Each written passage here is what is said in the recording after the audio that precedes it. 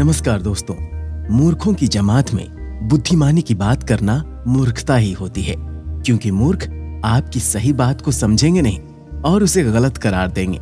इसलिए कहा जाता है कि बुद्धिमान व्यक्ति को परिस्थितियों के अनुसार ही आचरण करना चाहिए।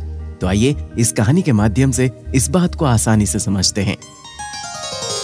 स्वागत है आपका संस्कार टेल्स की कहानियों की दुनिया में।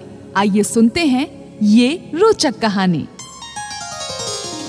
किसी जंगल में एक उल्लू रहता था। उसे दिन में कुछ दिखाई नहीं देता था, इसलिए वो दिन भर एक पेड़ पर अपने घोंसले में छिपकर रहता था। सिर्फ रात होने पर ही वो भोजन के लिए बाहर निकलता था। एक बार की बात है कि गर्मियों का मौसम था, दोपहर का समय था और बहुत तेज धूप थी। तभी कहीं से एक बंदर आया और वो उल्लू के घोंसले वाले पेड़ पर आकर बैठ गया। गर्मी और धूप से परेशान बंदर ने कहा, उफ, बहुत गर्मी है, ऐसा लग रहा है जैसे सूर्य देवता आग बरसा रहे हो। बंदर की बात को उल्लू ने भी सुन लिया। उससे रहा नहीं गया और बीच में ही बोल पड़ा, ये तुम झूठ कह रहे हो, सूर्य नहीं, बल्कि अगर तुम चंद्रमा के चमकने की बात कहते तो मैं इसे सच मान लेता। अरे भला दिन में चंद्रमा कैसे चमक सकता है भाई? अब वो तो रात में चमकता है और ये दिन का समय है, तो दिन में सूर्य ही चमकेगा ना। यही कारण है कि सूर्य की तेज रोशनी की वजह से बहुत ज्यादा गर्मी लग रही है, समझे? उस बंदर ने उल्लू को अपनी बात समझाने का बहुत प्रयास किया कि दिन में सूरज ही चमकता है, चंद्रमा नहीं। लेकिन उल्लू भी अपनी ही जिद पर अड़ा रहा। इसके बाद उल्लू ने कहा, चलो हम दोनों एक मित्र के पास चलते हैं, वही इसका निर्णय करेगा। बंदर और उल्लू दोनों एक दूसरे पेड़ पर गए।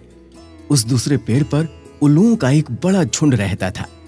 उल्लू ने सभी को बुलाया और उनसे कहा कि दिन में सूर्य चमक रहा है या नहीं, ये तुम सब मिलकर बताओ। उल्लू की बात सुनकर उल्लुओं का पूरा झुंड हंसने लगा। वो बंदर की बात का मजाक उड़ाने लगे। झुंड में से एक उल्लू ने कहा, नहीं, तुम बेवकूफों जैसी बातें कर रहे हो।